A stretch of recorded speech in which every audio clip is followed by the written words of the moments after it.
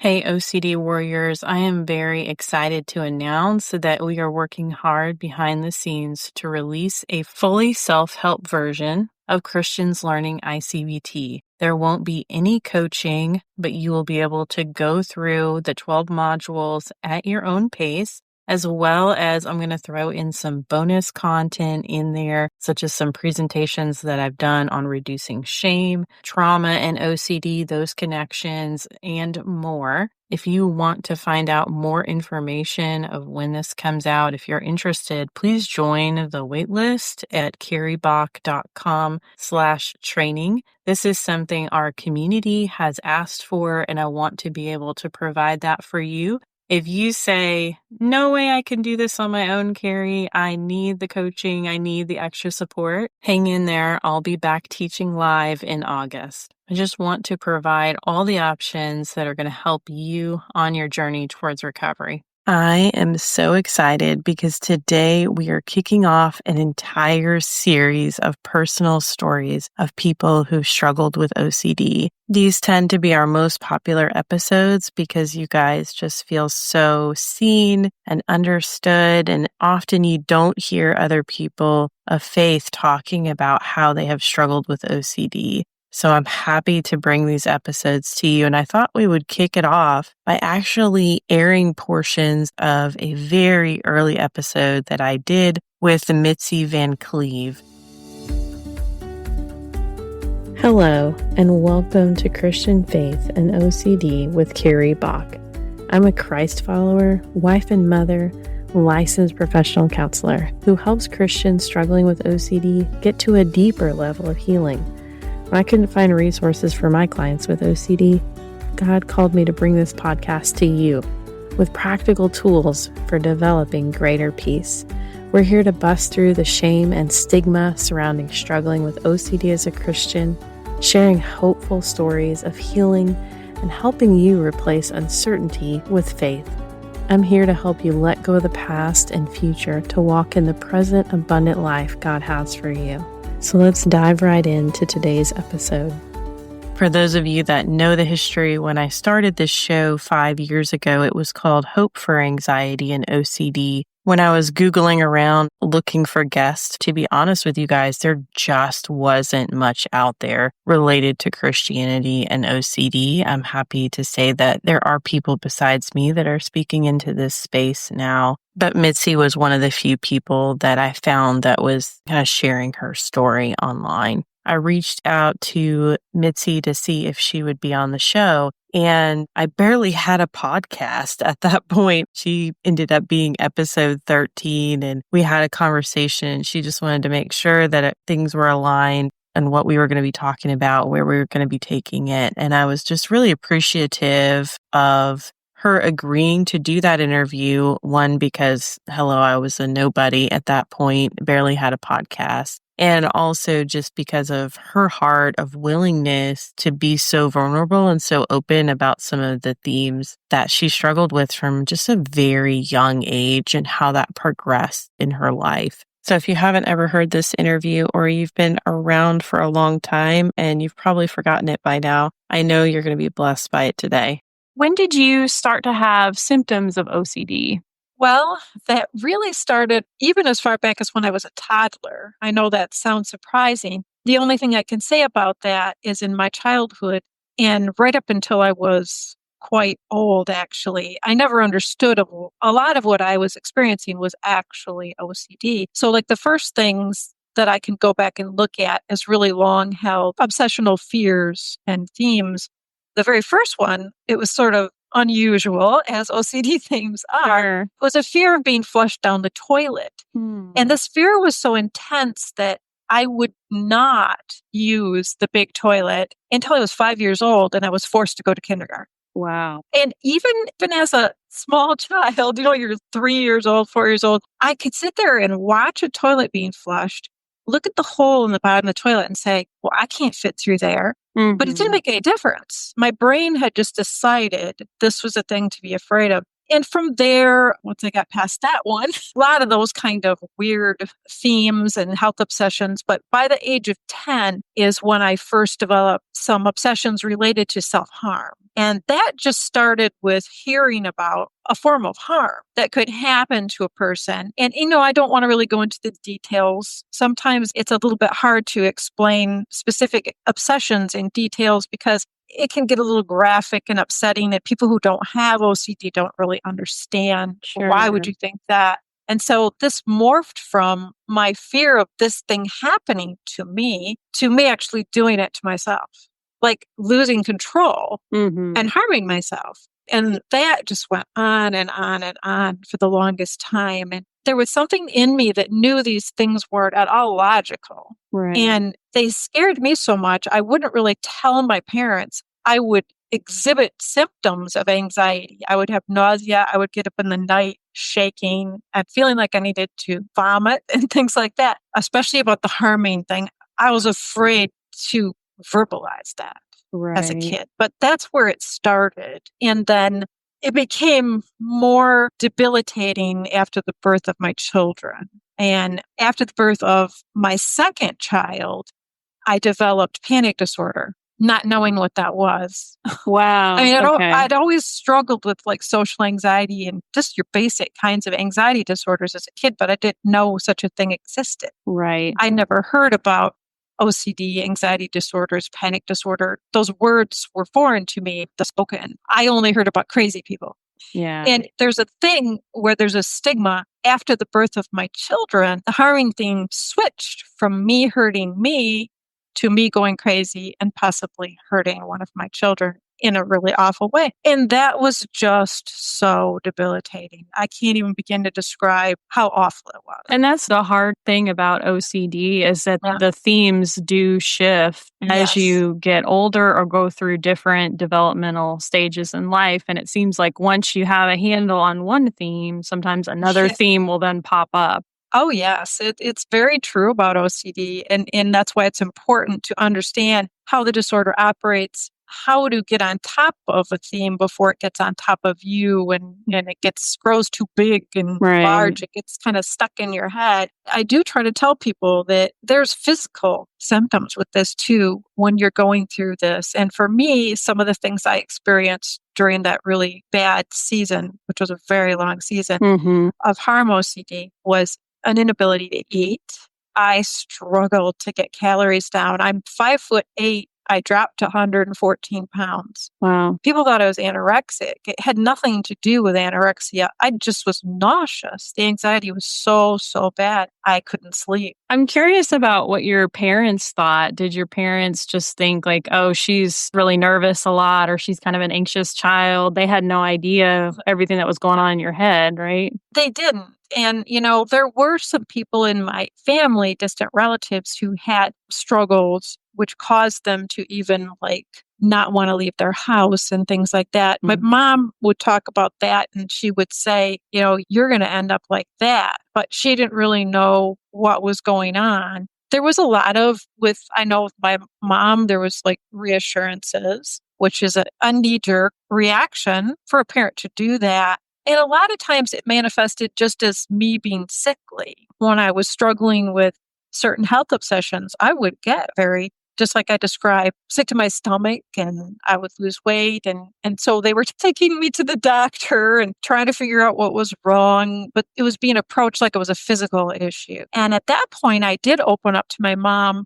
I began to know, okay, this obviously is something to do with a mental health issue. I talked to my husband very little about it, just a little bit. And I opened up with my mom. As I was sharing to her, I thought it might be a good idea for me to see a psychiatrist. She was really upset about it. And she talked about faith. And then she said something that was really hard, about, well, that's just for weak people. I did pursue it still, but I didn't get a diagnosis. The person I saw didn't have any clue. Okay. And he was relating things to stress and again, faith. And it just, I got nowhere. Okay. So you did see a psychiatrist, but they weren't able to help you at that point. No. And of course, some of the scary obsessional themes, I didn't verbalize them. I talked about anxiety and I talked about the panic attacks. I didn't have that word though, just this is what's happening. Right. I tried to Right. describe it. It wasn't a good experience and it didn't help me, sadly. Yeah, that's unfortunate when people do reach out for help and then they find somebody that isn't familiar maybe with OCD or doesn't quite know how to Yes. help them navigate through that process. What was that process of getting the help that you needed? The first help that I got was really for the panic disorder. And that was interesting. I believe that during the time of my praying through this and asking God for help and just feeling so desperate that God came through. At that time, I was still struggling. I was pregnant again. That tells you how long it was. I was still struggling tremendously, and I had become pregnant again. I was about 4 months pregnant. I was at my aunt and uncle's cottage. My husband and my brothers, my family, and my aunts and uncles, they were watching a TV show, which I did not need to watch at that time. It was called Alien. I'm sure you've heard of it. It's the perfect show if you're struggling with anxiety. So I was trying to avoid watching it. So I picked up a Reader's Digest magazine, and the words on the front of the magazine where they show the stories, one of them said panic. And then it said, it might not be what you think it is. Just the word panic struck a chord with me. So I opened up this magazine and started reading the story of this woman who had panic disorder, and it was me. Wow. I mean, I was reading about myself, and they listed all the symptoms of a panic attack, and I had all of them. Right. And so I finally had an answer for that.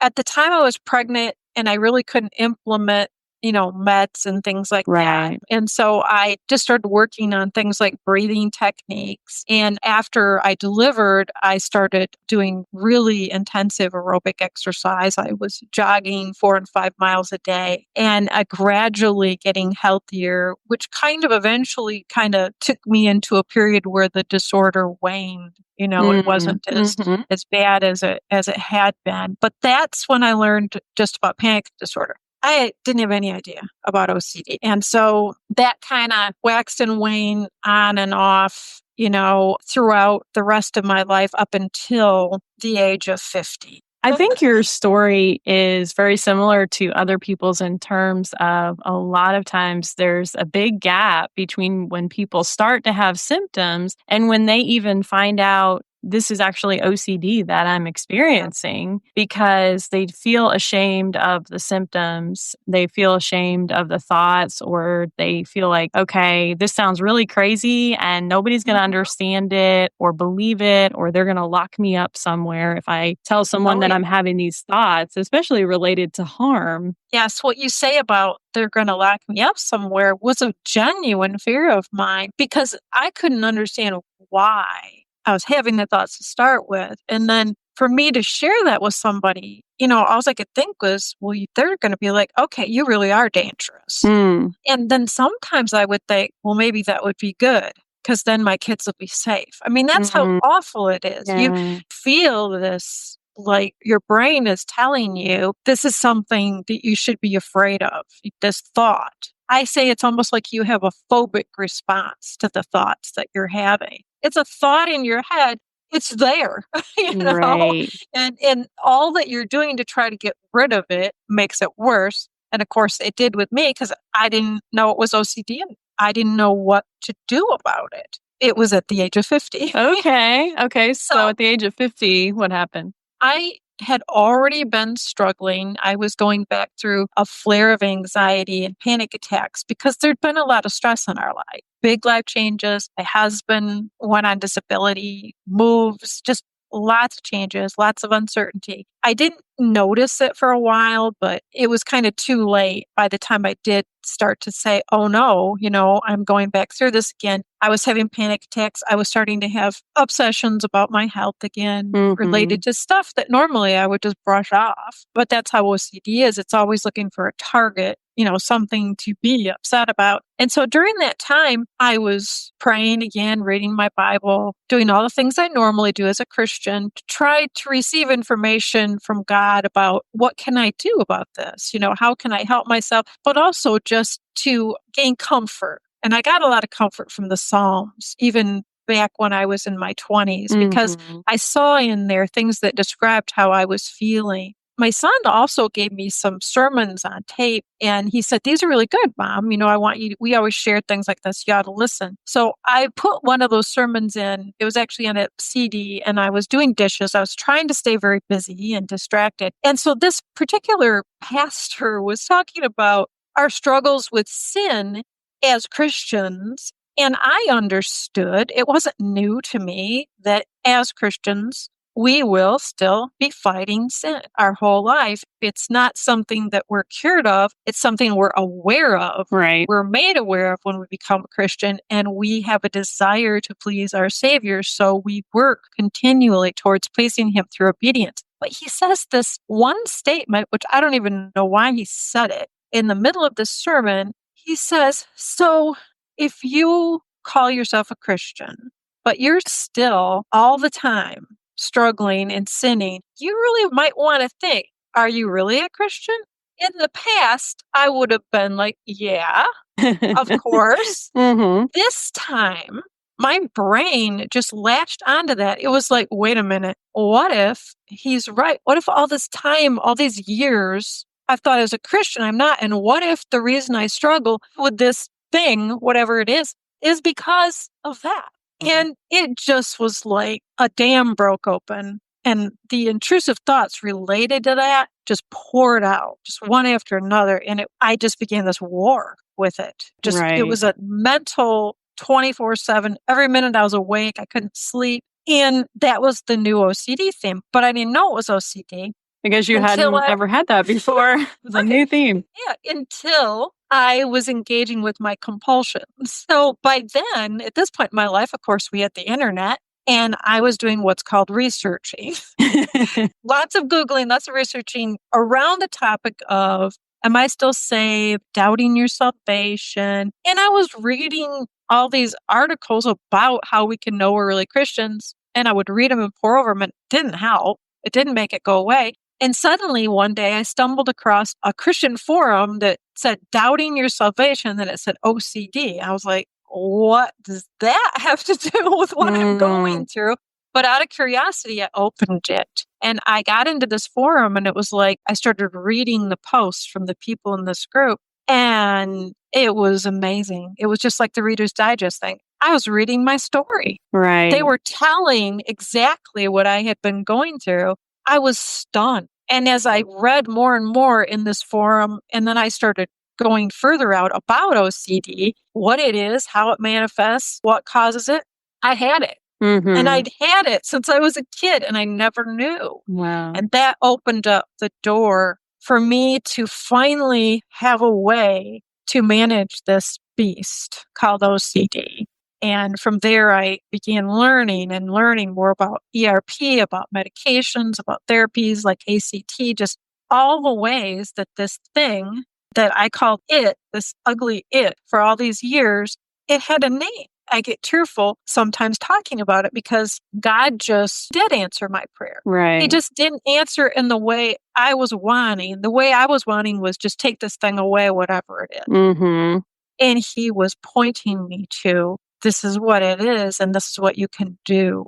Right. And it was just astonishing to me that I could live my whole life basically until I was 50 years old and never have been able to get help. And there was so many long seasons of just debilitating, crippling suffering. It was hard for me to believe, but just the relief was so overwhelming. Yeah. I mean, we talked about that in an earlier episode with someone about how diagnosis itself can be a relief when you get a proper diagnosis. Yes. And then you can say, okay, now that we know what we're dealing with, what can we do about it? What's our next step forward?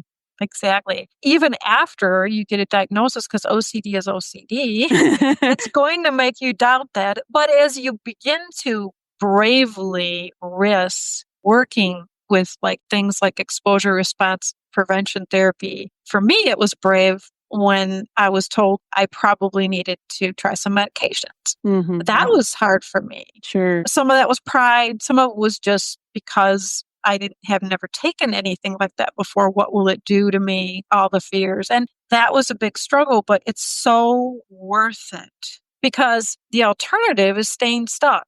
Right. I mean, and doing the same thing over and over and not getting better and feeling worse. And it was hard. It's not like, oh, you began ERP and the next day it's like, I'm all better. Right. It's a No, process. it's a process. And the longer you've been struggling with the theme, I think it's a longer process. Your Right. brain's got this practiced cycle of intrusive thought, anxiety response, compulsion, more intrusive thoughts, more anxiety, more compulsions. And so it's a habit that needs to be undone, and that takes time. Right. Did you get into therapy at that point? I started going to a therapist, and I think this is the hardest thing about OCD and people with a diagnosis is being able to find a competent therapist is hard. A lot of people really do need a competent therapist because it takes a lot of grit and determination and courage to do ERP. And I just think having a competent psychologist who's trained to do these things and understands the disorder is something, unfortunately, there just aren't that many. And a lot of it has to do with your network, with your insurance too, which was one of my biggest hurdles. I could not afford the counselors and the therapists that I needed to see. It is hard because really therapists would have to pursue training after their degree to specialize in OCD. And a lot of people don't do that unless they have some type of personal connection. Or in my situation, I was working with a lot of people who just thought they had anxiety. And then I was starting to see more OCD as I was starting to hear more about what they were actually worried about and struggling with. So that's kind of how I got branched off into it. But I think a lot of therapists have not received further training on it.